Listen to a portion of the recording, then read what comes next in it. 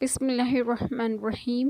السلام علیکم۔ میری آپ سبھی سے التجا ہے کہ ایک مرتبہ درود ابراہیمی پڑھ لیجیے گا۔ بسم اللہ الرحمن الرحیم۔ اللہم صلی علی محمد وعلی آل محمد کما صلیت علی ابراہیم وعلی آل ابراہیم انک حمید مجید۔ اللہم بارک علی محمد وعلی آل محمد کما بارکت علی ابراہیم وعلی آل ابراہیم انک حمید مجید۔ بسم اللہ الرحمن الرحیم۔ پھر اگر وہ باز رہیں تو بے شک اللہ بخشنے والا مہربان ہے، اور ان سے لڑو یہاں تک کہ کوئی فتنہ نہ رہے اور ایک اللہ کی عبادت ہو۔ پھر اگر وہ باز آئیں تو زیادتی نہیں مگر ظالموں پر۔ ماہ حرام کے بدلے ماہ حرام اور ادب کے بدلے ادب ہے۔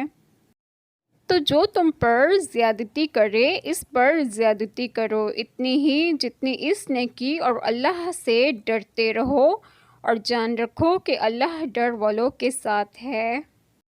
بسم اللہ الرحمن الرحیم۔ آج جو بات میں آپ لوگوں سے ڈسکس کروں گی وہ یہ ہے کہ اس آیت میں ہے کہ اگر وہ قتل و شرک سے اور کفر و باطل پرستی سے باز رہیں تو اللہ بخشنے والا مہربان ہے۔ جب گزشتہ سال ذی القعدہ 6 ہجری میں مشرکین عرب نے ماہ حرام کی حرمت و ادب کا لحاظ نہ رکھا اور تمہیں ادائے عمرہ سے روکا تو یہ بے حرمتی ان سے واقع ہوئی، اور اس کے بدلے بے توفیق الہی 7 ہجری کے ذی القعدہ میں تمہیں موقع ملا کہ تم عمرہ قضا کو ادا کرو اور اللہ سے ڈرتے رہو، بے شک اللہ ڈر والوں کے ساتھ ہے۔